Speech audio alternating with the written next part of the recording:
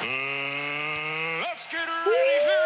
rumble! Ladies and gentlemen, you already know this is Punch Drunk Boxing, aka Mr. Moonshine himself, the son of a legend. Manny Pacquiao, the 8th Division World Champion, 5-time millennial, 12-time World Champion, the ambassador, the senator, the humanitarian, the greatest karaoke singer of them all, the GOAT, Manny Pacquiao's son, is stepping inside the ring for his pro debut, November 29th, around Thanksgiving.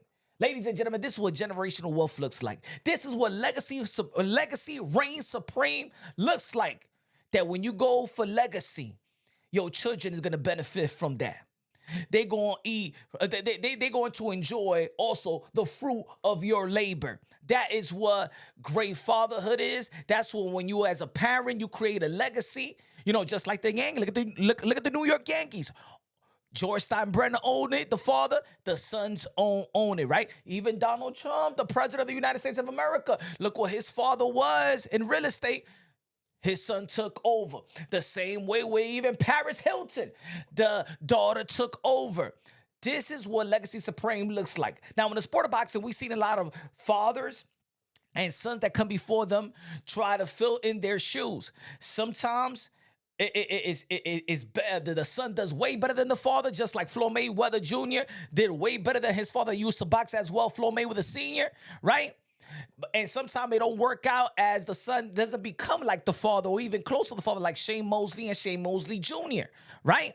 But at the end of the day, it seems like Manny Pacquiao's son, you already know, he's been fighting for a while. He's been an amateur for a while. He's been in the ring. He's been trying to, soak in all the wisdom of Manny Pacquiao and those around him. And shout out to Freddie Roach and things of that nature. And this is, man, is a beautiful thing. It is a really beautiful thing. It always starts with the support of the father and mother. Sometimes the father don't even need to fight. Matter of fact, don't even need to turn pro like that. Matter of fact, look at Terrence Bud Crawford's father, Terry Crawford. He was a fighter, but not necessarily to the level like Terrence Bud Crawford. And when Terrence Bud Crawford was born, he said that he's gonna be $1 million fighter. So the father manifests what his son was going to be. If a seed is planted, you just gotta put some water and let it grow. And that's what's happening to Prince Pacquiao. The opponent has not been picked yet. It's going to be promoted by Manny Pacquiao himself, Manny Pacquiao Promotion, and also Manny Pacquiao Promotion got a big fight. I believe it's going to be in December as well. Pitbull Cruz, who's with Manny Pacquiao Promotion, is going to be fighting Lamont Roach. Lamont Roach was the guy that I believe a lot of people believe that beat Gervonta Tank Davis, but Gervonta Tank Davis declined to fight the rematch and is going to fight an exhibition versus Jake Paul. But at the end of the day, again, it's a beautiful thing to see the father and son collaboration. It's great to see Manny Pacquiao, a God-fearing man, doing his thing as a father. He did his thing as a fighter. He got the blessings and the support of his family, and now he's giving back to what his kids wants to be. And he's very dedicated to really being there for his son, and that's a beautiful thing. That's what fathers are for. That's why I always say that fatherhood is prominent in the sport of boxing. Hopefully he's gonna be in his corner. I know he's gonna he's gonna be what better way to have Manny Pacquiao as a father while you go in there as a fighter. Rest in peace to Ricky Hatton.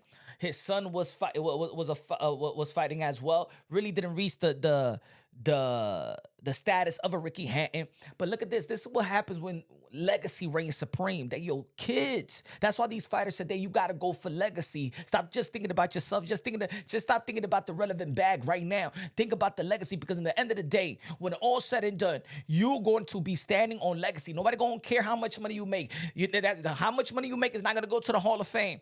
Is what you do, your legacy, and your offsprings is going to benefit from it. Matter of fact, look at Mike Tyson. Mike Tyson, he could go into bankruptcy. He could have a downfall. He could go to jail back in the days, but then he rise back up. You know what makes him rise right back up? His legacy. If it wasn't for Mike Tyson's legacy, probably Mike Tyson would still be in the ditch. You feel me? Is the legacy that allows you and your family, your offsprings. Look, Mike Tyson's daughter gonna be playing tennis. Let me tell you like this: as soon as she reaches to that level, everybody gonna be paying attention to Mike Tyson's daughter. Things are going to open up. Doors are going to open up. But because of the blood, sweat, and tears of the fighters like a Manny Pacquiao, like a Floyd Mayweather, like a Muhammad Ali. Look at Muhammad Ali. Look at Layla Ali. one of the greatest woman fighters that ever lived, right? Benefit from the legacy of their dad. Now, I'm going to be in support of Manny Pacquiao. That's a great family. It's royalty in the sport of boxing.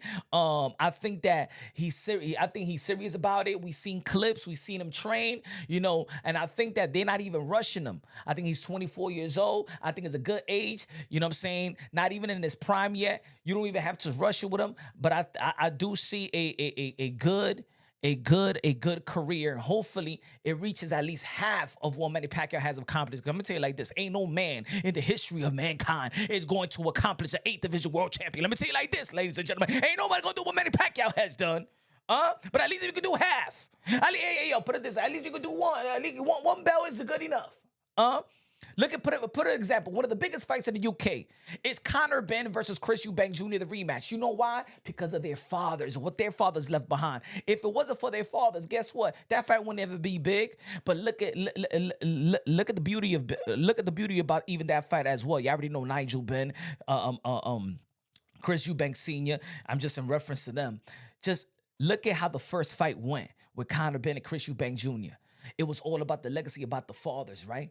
But the fight was so good that the second fight, the rematch, ain't even about the fathers no more. It's actually about the legacy that they had that night, the way they fought, the way they entertained, the way they captivated the imagination, the emotions of the boxing fans. That's what's selling the fight. It's not about Nigel Benn no more, and it's not about Chris Eubank Sr. no more. Now, for the first time, this is about you. This is about Conor Benn, and this is about Chris Eubank Jr. And guess what? The way they perform and the legacy they leave behind is going to go to Chris Eubank the third. You understand what I'm trying to say? So at the end of the day, man, can't wait for November 29th. California. Can't wait to see who's going to be the opponent. Probably a respectable one because he's been in the trenches. He's been training quite a while. I think it's the right time. Let me know what y'all think. Y'all now tuning in to Punch Drunk Boxing, a.k.a. Mr. Mo Shine himself. Love y'all. God bless. And on to the next.